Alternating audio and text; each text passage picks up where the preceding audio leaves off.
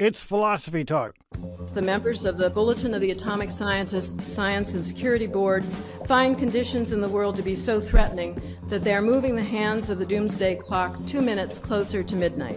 Why would a world leader ever decide to launch a nuclear attack?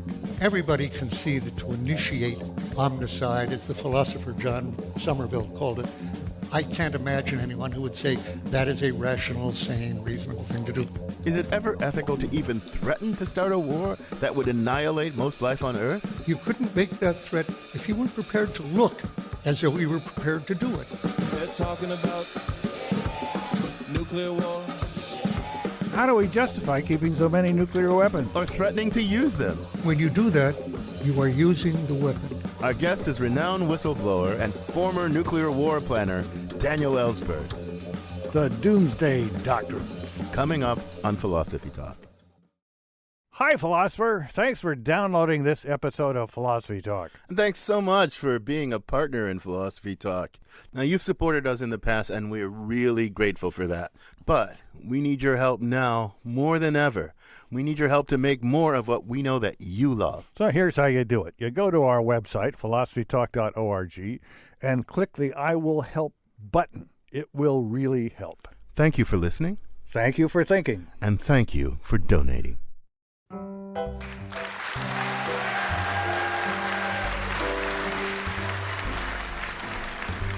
Holding hands at midnight, 'neath the starry sky. Nice work if you can get it, and you can get it if you try.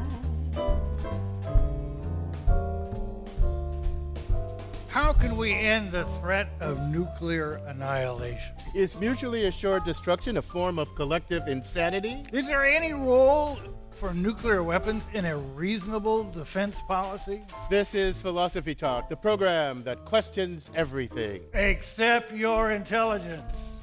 I'm John Perry. And I'm Ken Taylor. We're coming to you from Coverly Auditorium on the Stanford campus.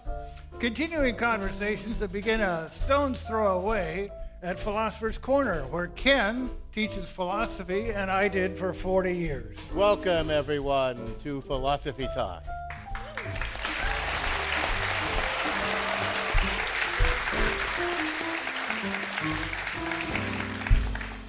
Today, we're thinking about nuclear doomsday. Yeah, but why worry about nuclear doomsday now, Ken?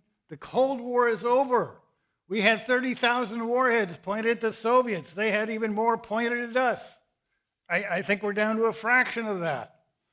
A climate doomsday seems more worth worrying about. John, you gotta realize there are still enough weapons in each country's arsenal to incinerate the Earth, cause a nuclear winter, and extinguish practically all, not just human life, but all life on this planet. But why not take comfort in the fact that exactly one country has ever seen fit to use a nuclear weapon?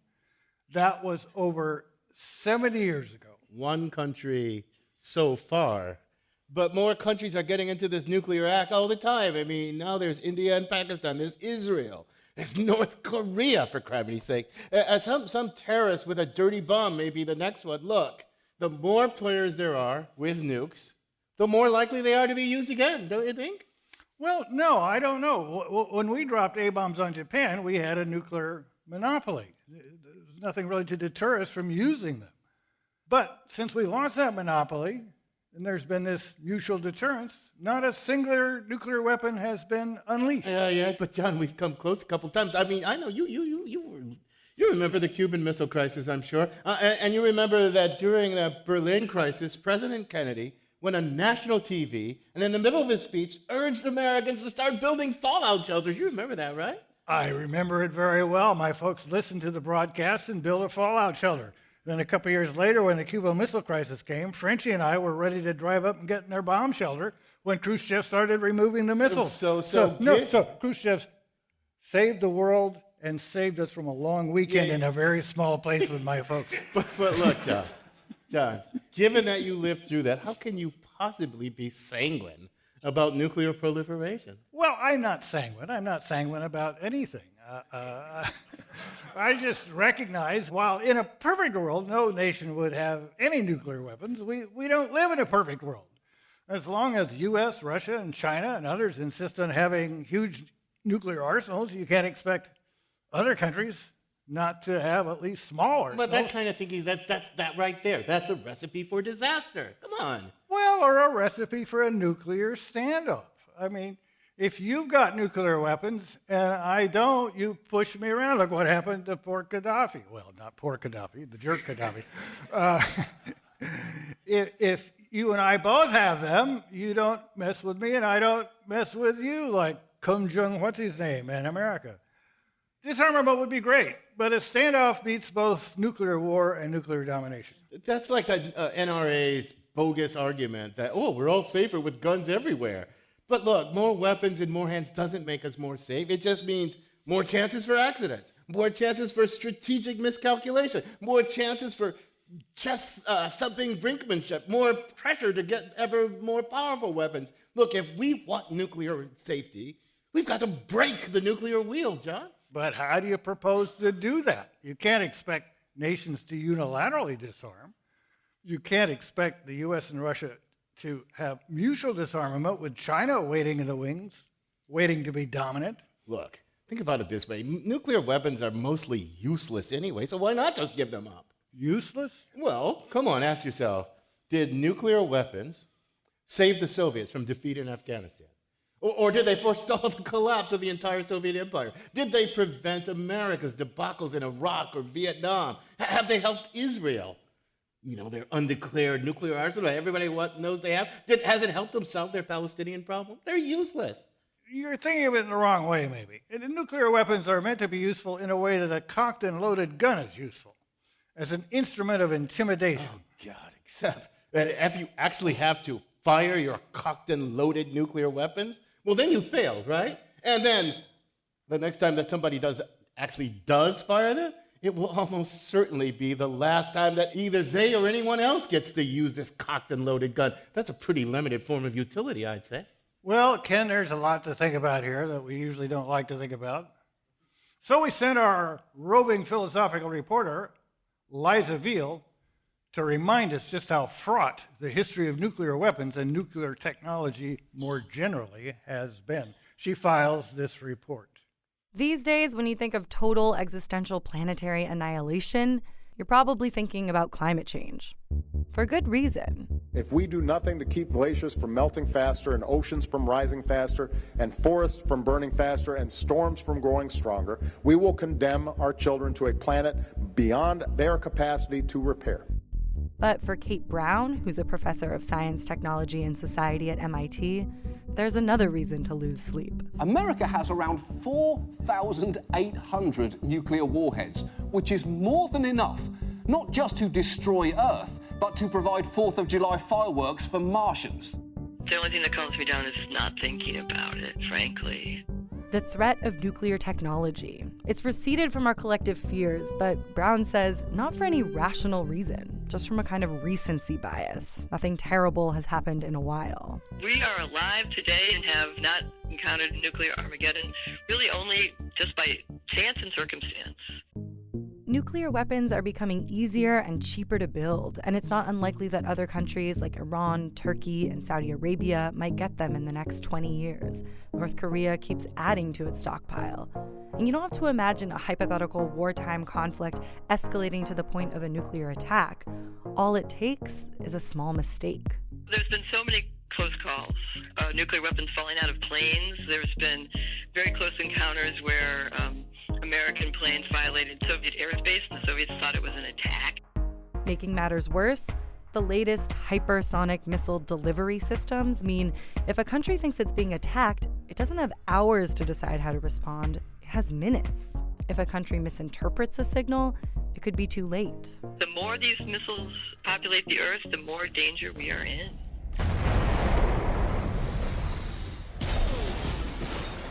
When we think of a nuclear attack, we imagine a big blast that flattens a city. But nuclear warfare is a lot like chemical and biological warfare. After the pyrotechnics are over, the long-term manifestations of that 1 millisecond flash of a bomb continue for centuries. radioactive contaminants damage DNA, chromosomes, organs, so that people develop cancers later in life. They develop cardiac problems later in life. Birth defects are an outcome. So that the repercussions of nuclear warfare continue for generations, 10 generations and offspring. Worldwide, what we've had since these technologies were first introduced is rising rates of cancer, rising rates of birth defects. Male sperm count has been cut in half since 1945. But we've never adequately funded research investigating the causation between those things and the nuclear radiation from atmospheric testing of weapons during the Cold War. From the beginning, nuclear technology wasn't just about weapons. It was supposed to be the beginning of an era of free energy. Here, in fact, is the answer to a dream as old as man himself, a giant of limitless power at man's command. And where was it science found that giant? In the atom. Since its commercialization in the 1970s, nuclear power has prevented the emission of about 64 billion tons of carbon dioxide. It's because of these virtues that nuclear technology has been allowed to proliferate around the world. But it's also why we can no longer contain the threat of nuclear weapons. One of our greatest hopes for salvation is also one of our greatest liabilities. The scientists have always known this, of course. Robert Oppenheimer from the Manhattan Project, he knew it. We knew the world would not be the same. I remembered the line from the Hindu scripture, the Bhagavad Gita. Now I am become death, the destroyer of worlds. I suppose we all thought that, one way or another. For Philosophy Talk, I'm Liza Veal. Thanks, Liza. Very interesting piece showing the good things and the bad things that nuclear energy has been fraught with. I'm John Perry, along with my Stanford colleague, Ken Taylor. We're coming to you from Cumberly Auditorium on the Stanford campus. Our guest today is a former nuclear war planner and a renowned Vietnam-era whistleblower, and the author of a wonderful book, The Doomsday Machine, Confessions of a Nuclear War Planner. Please welcome to the Philosophy Talk stage, Daniel Ellsberg.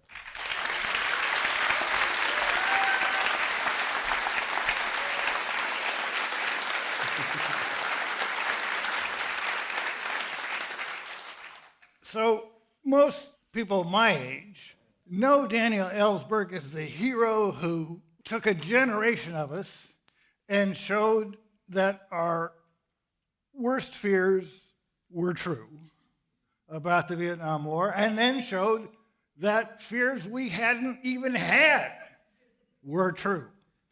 Daniel Ellsberg, by the time he was 27, was already helping people at the Rand Corporation and the Defense Department think about nuclear strategy. So how did a 27-year-old end up being in that kind of position?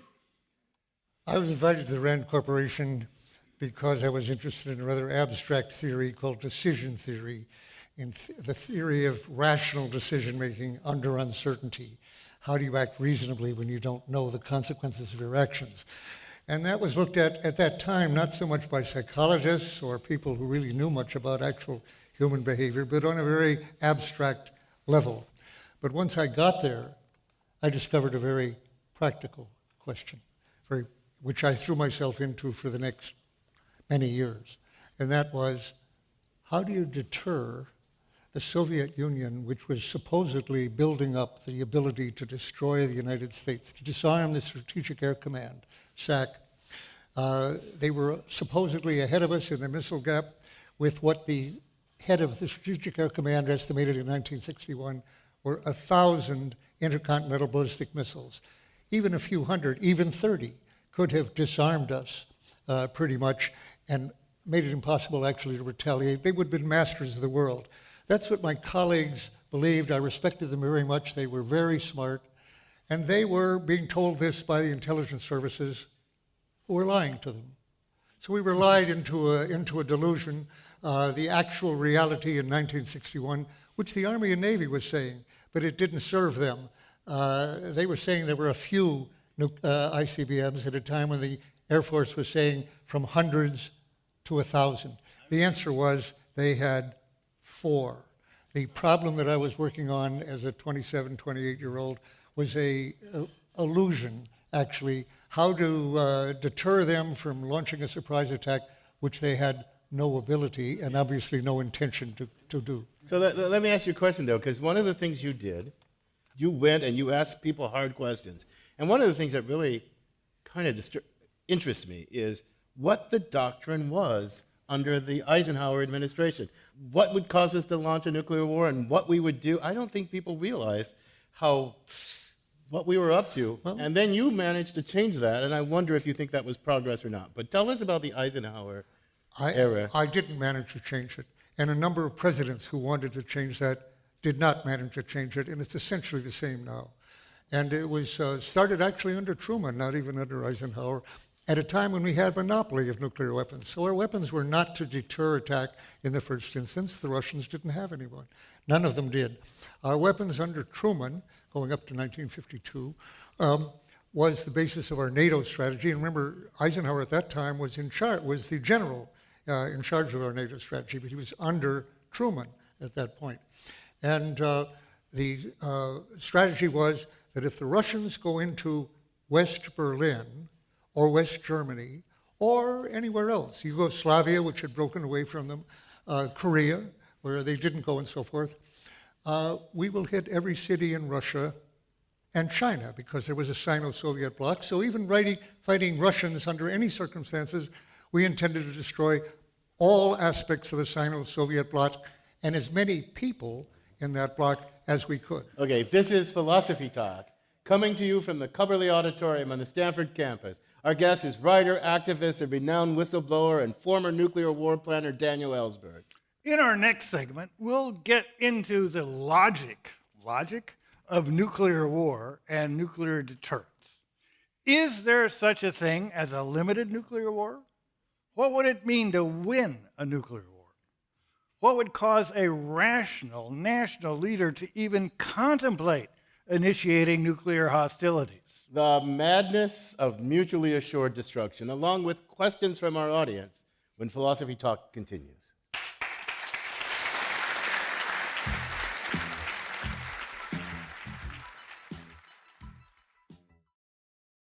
It's the final countdown.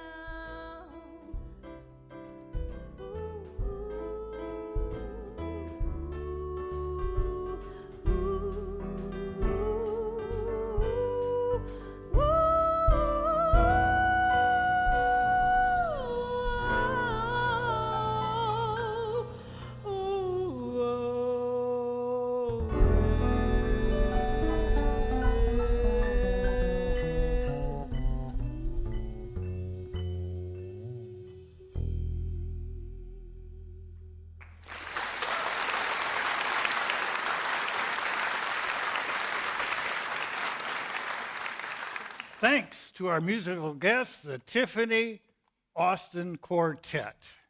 This is Philosophy Talk.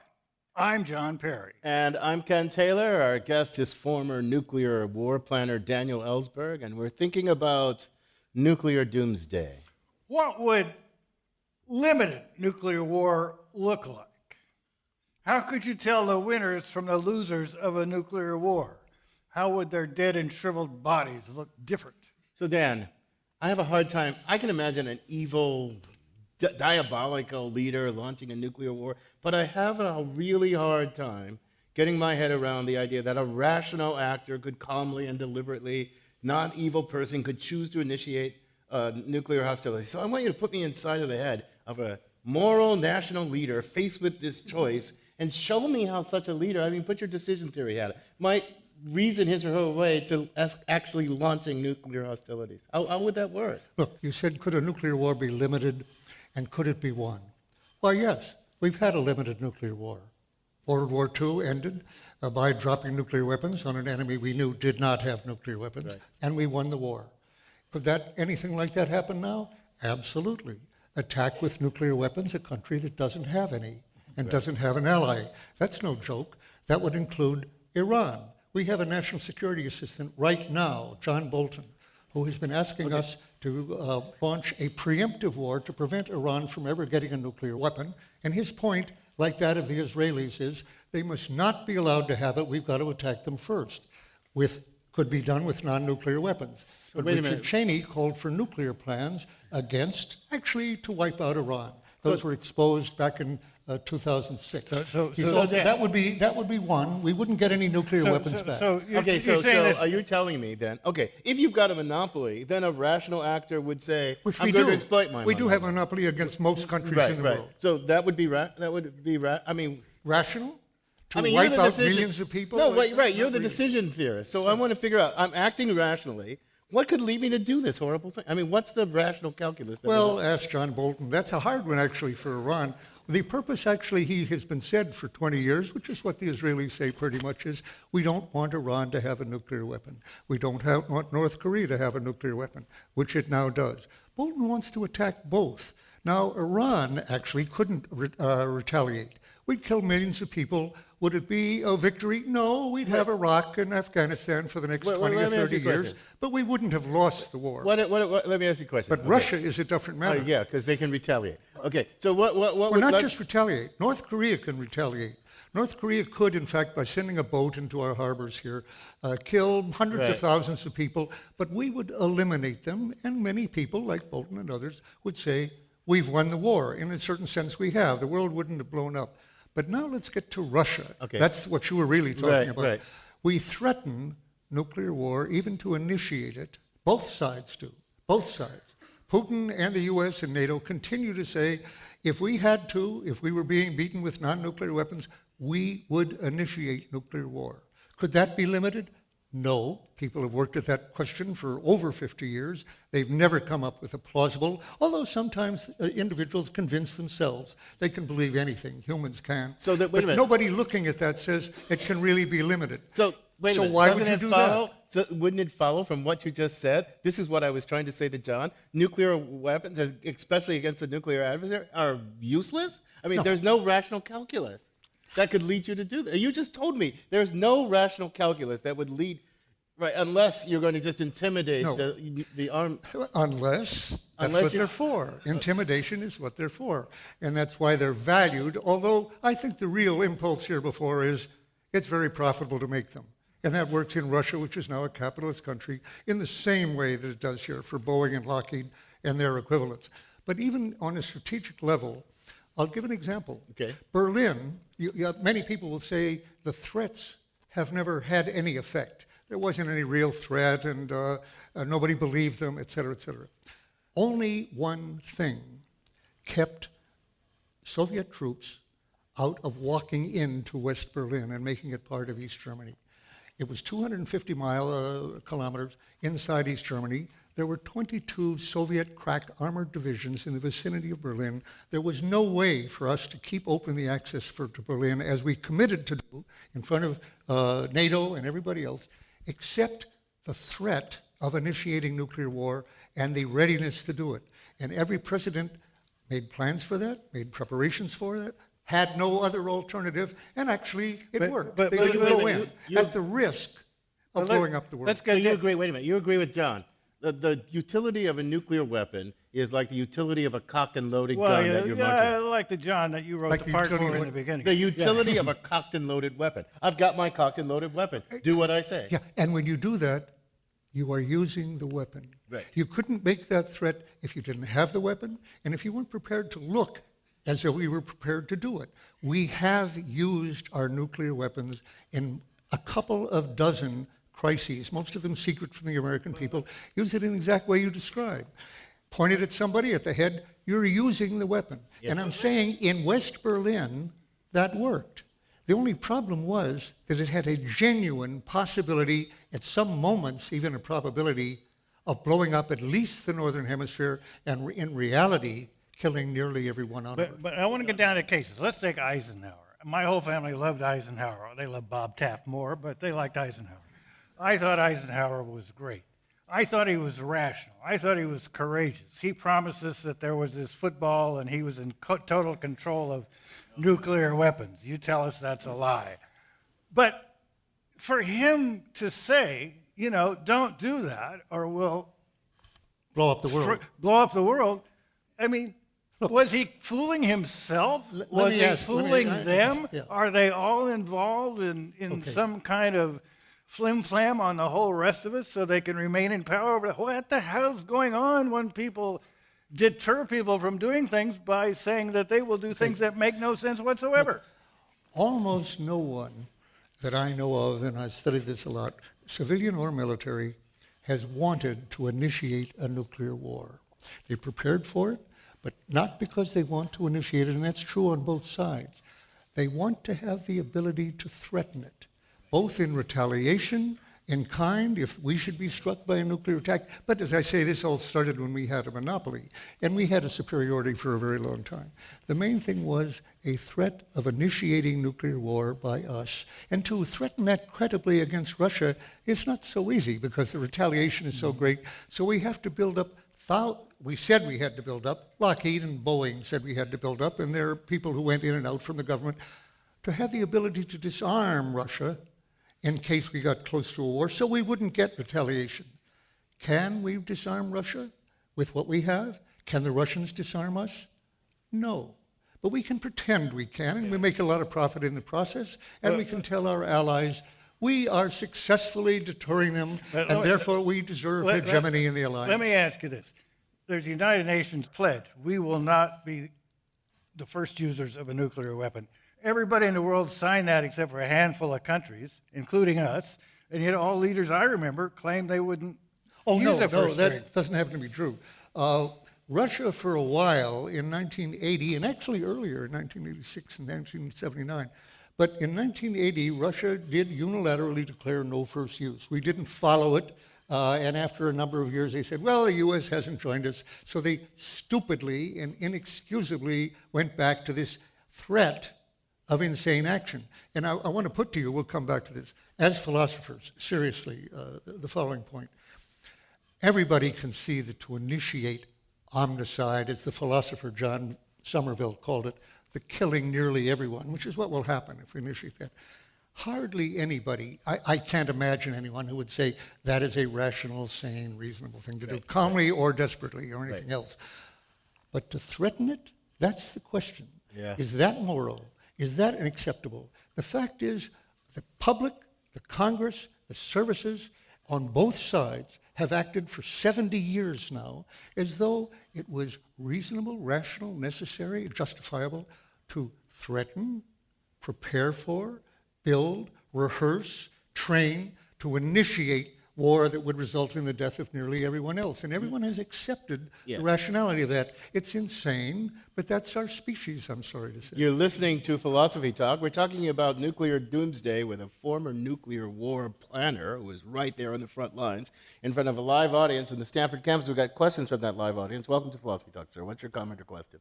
Thank you. Could you talk about the role of the Eisenhower era atoms for peace?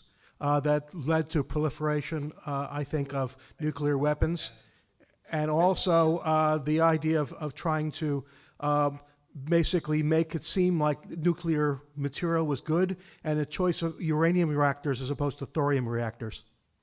The Atoms for Peace program, initiated by Eisenhower in 1953, was actually meant as a PR program to make atoms look good, which was saying earlier the electricity would be too cheap to monitor all over the world, which has never been true, in part because of the accident and insurance aspect of those things, but it's never become really competitive in that sense. But they knew that at the time. What the effect of it was to spread reactors all over the world. Later in the 50s, actually, we didn't do that right away, but we said these things are so good for medical research, for this and for that. Nuclear weapons can be good for humanity. I should say nuclear energy, thorium, as you say, uranium, plutonium. In order to make our buildup of nuclear weapons out of the way, that's just something that's going on, don't worry about it. Let me tell you one bit of background that almost nobody knows, of great significance even to this day. Oppenheimer, whom you quoted, and David Lilienthal, who was in the Atomic Energy Agency at that point. In 1952, that's the last of the Truman administration, knew that an H-bomb was coming, was feasible. They knew that for the first time in 1951. And in 52, they knew that was coming.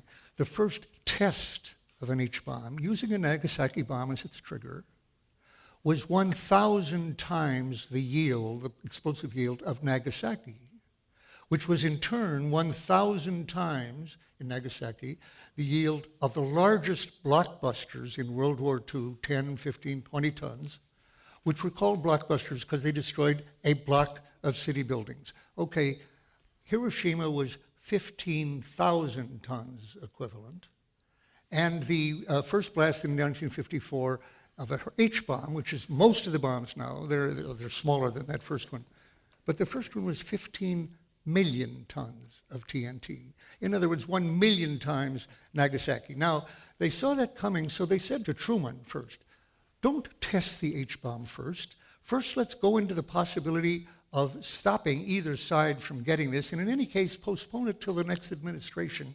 And let's tell, so Eisenhower came in and was initially attracted by that idea. So they had a project called Project Candor. Candor will tell the public about fallout, about, what the meaning is of an H-bomb world, which is 1,000 times more than the Hiroshima bomb. They worked on that for several months for the UN speech that Eisenhower planned in the fall of '53, his first year, but the end of his first year. Eisenhower decided that was a little too grim, for bad news for the world, for humanity. As a matter of fact, a lot of the scientists thought this will be the end for humanity. So they changed the speech thing to Atoms for Peace. And they called it, rather than Project Candor, which now was discarded, to Operation Wheaties, because that's what they were eating when they made this. That's a disturbing story. But let's little quip before that. At school, we had someone from Atoms for Peace come and talk to us because they were going to build a reactor down the street near Crete, Nebraska. It was Hartford, Nebraska, I forget. Then on Saturday, my grandfather and I went up to the top of the bell tower at Union College, as we did every Saturday, put on our binoculars and watched for Soviet aircraft because we were part of the ground observer. What year was that? Oh, I think 54, 55. There was not a Soviet plane that could reach the United States. Oh, I mean. Okay, let's take some more questions from our. Welcome to Philosophy Talk now. Hi, I'm Kelly. I was wondering, I think it's Senator Warren and Representative Smith have introduced legislation to prevent a first strike. And I was wondering, on the side of the United States, to make it illegal to launch a first strike. And I was wondering if you think that that's a reasonable action to take, and if that would actually have any impact on reducing the... You say Elizabeth Warren has already introduced that? Yeah. Okay, and who else? And Adam Smith of Washington. Yes, that's a very good idea. Make sure I got her to Elizabeth Warren's credit, very much. And as a matter of fact, Adam Smith, now in the House, the Democratic leader of the Armed Services Committee, has proposed this for some years. I've talked to him about it directly. Very good. He said, by the way, it'll take some years to move us in this direction, but of course, should we do it right now unilaterally, as Brezhnev did it in 1980? Yes, but is that likely to happen? No. You're listening to Philosophy Talk. We're thinking about nuclear doomsday with Daniel Ellsberg, author of The Doomsday Machine, Confessions of a Nuclear War Planner. Is it possible to break the nuclear wheel by ridding ourselves of nuclear weapons once and for all? Or now that the nuclear genie is out of the bottle, is a permanent nuclear stalemate the best we can ever hope for? We're coming to you from Coverly Auditorium on the Stanford campus. We'll take more questions from our audience when Philosophy Talk continues.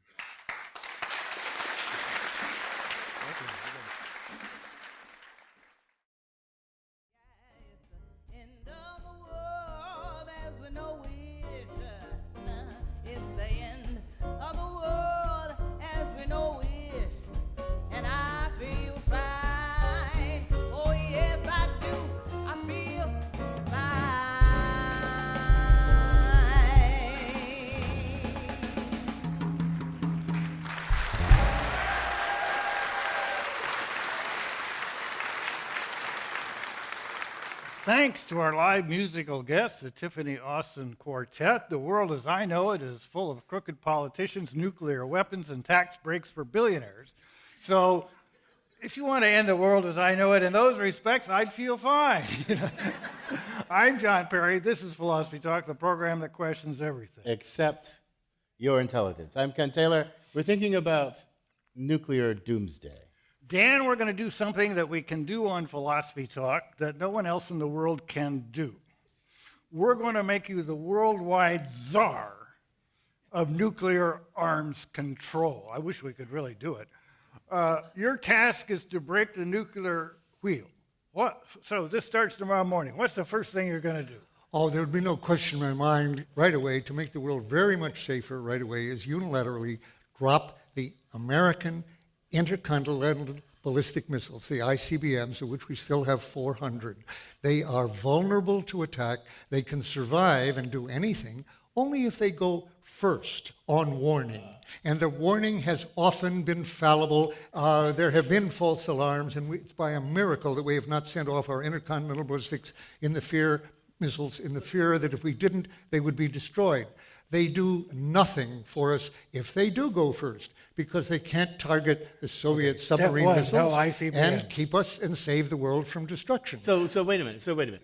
I think that sounds, I never thought of that, but it sounds like a decision theoretic, highly rational thing. That if we have, so we have this triad, right? If we have the bombers and the submarines, is the point that there's no incentive for an opponent to attack those because they're in some sense unattackable? There is one, and you raised that question earlier, could there be one incentive? Yeah. But just to follow up what you just said, former Secretary of Defense William Perry has called for years, including in op-eds in the New York Times, former Defense Secretary, for eliminating the intercontinental ballistic missiles to make us safer and the world safer. He's joined in that by General Cartwright, who was the head of Strategic Command, which follows Strategic Air Command. Wait a minute. What stops our planning elite? Yeah. What stops them from doing it? It sounds really rough. Have you thought about what it would do to the economy of North Dakota? No, seriously. It's funny you say that. It's not so much the economy. There is a city which depends entirely on the manning of a Minuteman missile base there, Minor Field. I was told by somebody in Congress, very close to the appropriations policy, we can't get rid of that Minuteman base with its 150 warheads, which were a great danger to us, because Minot, North Dakota would go bankrupt, would not be there. So I said, can't you put something else there, like planes or something like that, which used to be there? I said, it's very big publisher of philosophy books? I'll tell you, this will sound like a joke, but Dr. Strangelove, but unfortunately it's not a joke. The answer was, it's very cold up there. The people in their Minuteman silos are nice and warm down there, and the senators from Dakota want this to be not just existing up there and not just on alert 12 hours a day, hot alert. 3 seems to have more people to be in restaurants, real estate, everything up there. I want to follow this through because this is really striking to me. There have been things that we have the nuclear powers, at least the Soviet Union, the Russians and us, have agreed to forego, like anti-ballistic missile systems. Yeah. We gave up the MX missile, didn't we? Right? Carter thought about developing the neutron bomb, but didn't. All those things it seems as though the whole world could decide, well, let's outlaw as a next step intercontinental ballistic missiles, and then we could still have our nuclear arsenals, right? That seems like just a win-win-win. What keeps the world from doing for intercontinental ballistic it would be missiles? very good, and that's a very strong question, and the answer is we should have a political campaign to do that. And do we? No, it's very unlikely. There is a competing existential issue, of course, and that's climate, which again threatens not everyone on Earth, not near extinction, but the end of civilization. The nuclear winter is the end of nearly everybody, not just civilization. But on the climate issue, this goes directly to your point. How did we beat ABM, anti-ballistic missiles? The scientific community lined up almost in mass, to say this can't work. It will not limit damage. We can't keep them from destroying us with the anti-ballistic missiles. That was helped by the fact that anti-ballistic missiles would have had to be all over the place, and people said, not in my backyard. They didn't want them there. But the scientists managed to beat it. Now, we have a very current thing on the climate issue. The president is limiting scientific investigation of climate. This is one of the most wicked. Okay. So it's 10 o'clock tomorrow morning. You've gotten rid of ICBMs. You've told North Dakota's 2 senators to go get lost. What's the next step? Okay, to have Operation Candor in the world, led by the U.S., which has never occurred in any of the 9 nuclear weapon states, with a study of what the actual environmental and climatic effects will be of any of the options that the president has given. Congress has never had hearings on this. The National Academy of Sciences has not looked at it. They say we have to have a request from Congress. That was impossible under the Republicans. It's not impossible, but it's not too likely under the Democrats, because that would totally undercut the function of the Air Force. And Boeing and Lockheed, by the way, which have competed to build new ICBMs at the cost of many, many billions of dollars, very good for them. So getting rid of it is not easy. But with the Candor, if there was real study showing that it will make no difference who goes first in nuclear war. It wasn't until 1983, 40 years into the nuclear era, that it was realized that the smoke from burning cities would be in 150 million tons, would go into the stratosphere where it would not rain out, and will cover the Earth and lower the sunlight reaching the Earth by 70%, causing ice age conditions on the Earth and killing all harvests, which means that whoever goes first will cause, by its own burning of cities, will cause the destruction of itself and everybody else. And the same else. We got some people from North Dakota lined up to ask you questions. So look, welcome to Philosophy Talks. Hey, thanks. My name's Stu. Back around 1970, your good friends Nixon and Kissinger put out the madman theory as a negotiating ploy. Well, now we have a true madman in the White House. What are the safeguards against the president just saying, we're going to let her loose?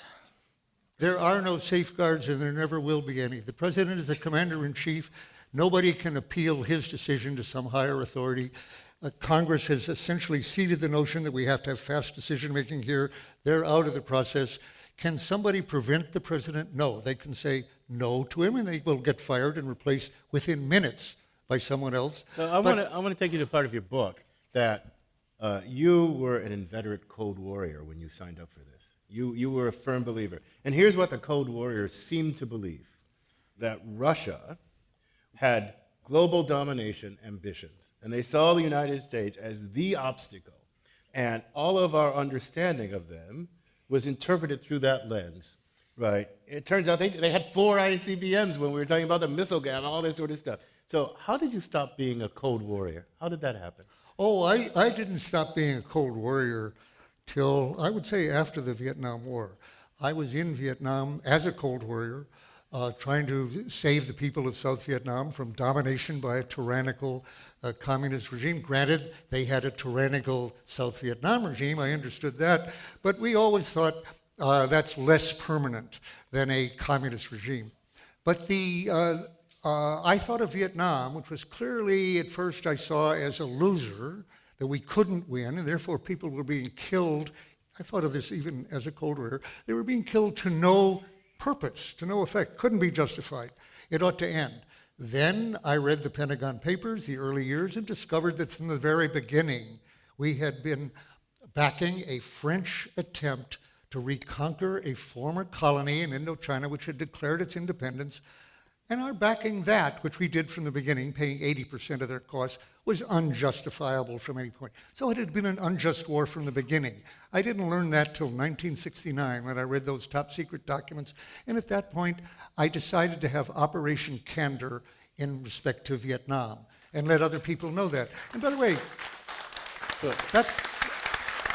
that's a statement I've never made in 40 years. I just thought of it. So unfortunately, we got to end this conversation. I'm going to thank you for joining us. It's been a fascinating conversation. Thank you. Thank you.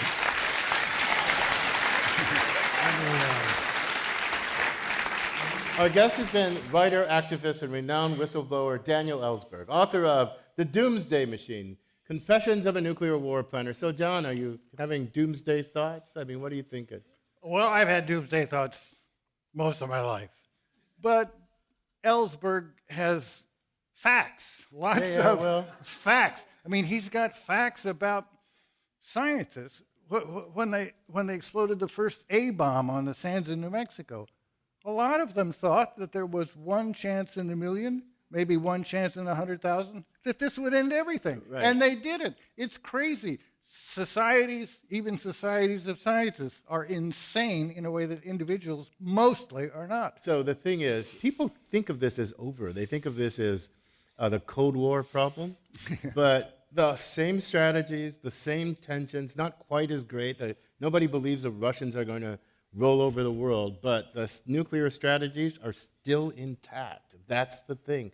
And the weapons are still there, and the pressures are still there. So it's reading this book and talking to Dan is kind of an eye-opener. I mean, we all worry about global warming, but we should worry about this. But anyway, this conversation continues at Philosopher's Corner, at our online community of thinkers, where our motto is, cogito ergo blogo. That's apologies to Descartes. I think, therefore I blog. And you can become a partner in our community just by visiting our website, philosophytalk.org. Now, quick, before the doomsday clock hits midnight, let's hear from Ian Scholes, the 60-second philosopher. Ian Scholes. I grew up in North Dakota in the heat of the Cold War.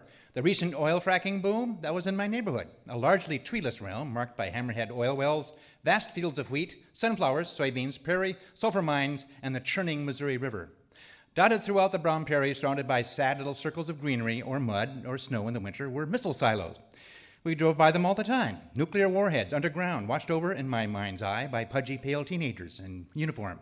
I'm sure vitamin D deficiencies abounded, also nervous breakdowns by the dozens as they huddled lonely and fearful under the dirt and ice and fluorescent lights. Also, they were bored, with hemorrhoids, I'm sure, and they did not have smartphones or cable, not even television or radio, I'll bet. Maybe a greasy, dog-eared deck of cards, paperback novels by Zane Grey. Nothing to eat but bologna and cheese whiz on Wonder Bread, washed down with Shasta grape. Sugar-free? Ha! In your dreams. There were missile silos and also an Air Force base, all within 50 miles of my paranoid little town. So if and when World War III finally erupted, we would be the first to be vaporized. No doubt. Our school didn't even bother with the duck and cover drills. What would be the point? We'd be blasted to microscopic bits before we even saw the flash. Anyway, a lot of resentment about the Cold War when I was a tad. When the powers that be tried to be reassuring, they failed miserably. Nuclear energy is clean energy. Don't worry. In the future, it will power trains and vacuum cleaners. Radioactivity is harmless. You can eat plutonium. Oh, yeah? Then why are there giant zombie ants clambering up through the drainage system? As is the American custom, fear and anxiety were filtered through pop culture. Dr. Strangelove, On the Beach, Godzilla, and other mutated monsters created by radiation.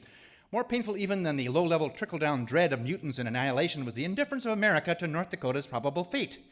TV was all surfers and cowboys and private eyes and baseball. Fantasies and big city problems, extortion, embezzling, cigarettes and beer. James Bond will save us. Relax, if you can.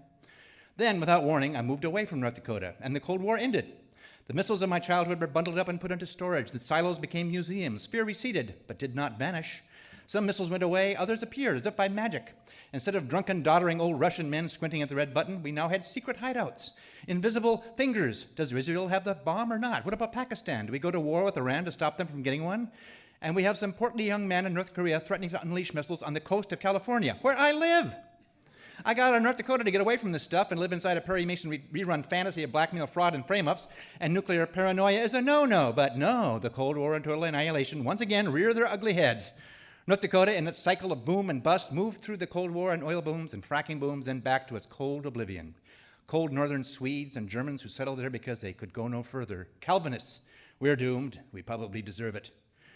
People in California and New York like to complain that North Dakota gets as many senators as they do. Well, you take the silos next time then. Put the missiles under the Hollywood Bowl or Times Square, which will also be homeless encampments. Because America itself is a sad little town now. Better days behind us. Can't even have a parade without a corporate sponsor.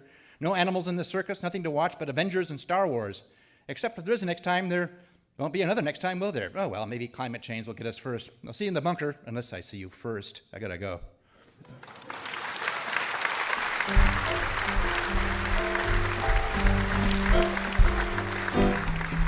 Holding at midnight, 'neath the starry sky. Nice work if you can get it, and you can get it if you try.